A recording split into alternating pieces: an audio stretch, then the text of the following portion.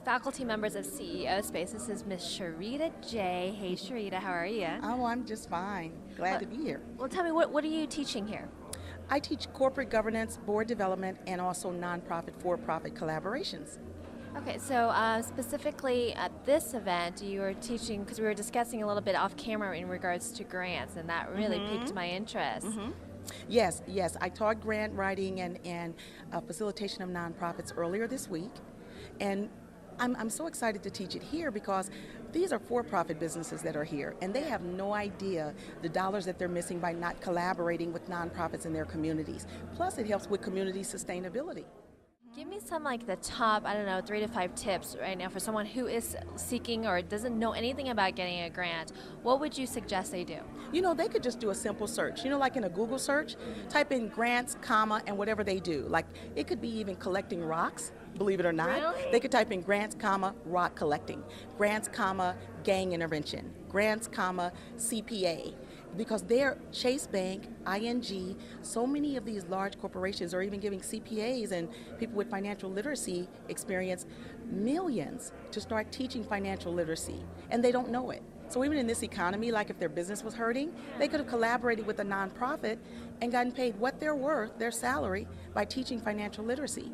But most for-profits, because they hear the word grant or nonprofit, and they're like, they get scared, like, ooh, That's mama. not me, right? That's Right, what they're saying. right. And matter of fact, we send out free grant info. We just sent out a grant last week where media, television, radio, they're giving up to $800,000 for projects. So every grant application, if you will, they have their own probably parameters and application Exactly. process. So you just kind of got to search through it and see what fits for you. Yes, but you know what? Preparing a grant proposal is nothing but a business plan for a grant. So when you look at a business plan, all of the information that a business plan entails, the same information goes in a grant proposal. It's just about learning the language.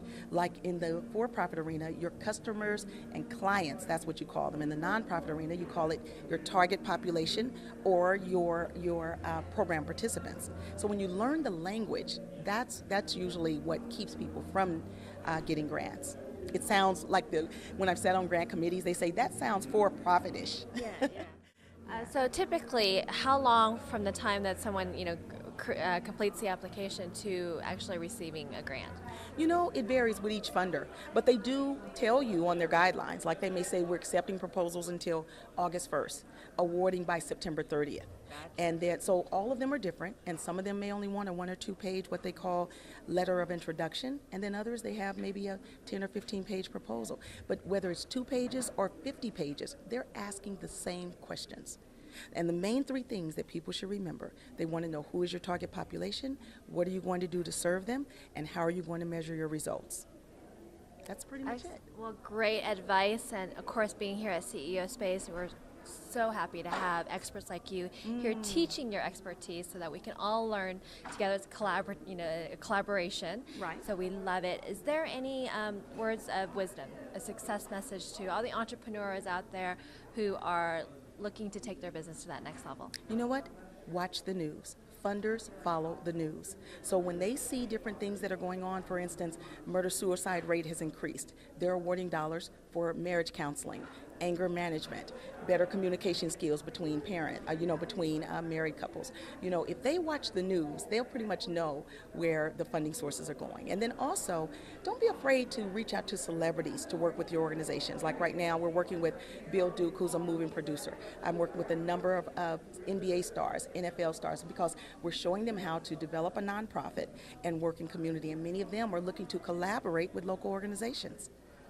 Excellent. Thank you so much. I know you got to get going, so we'll be around here all week. So thank you for stopping by. All right, thanks. Thanks so much.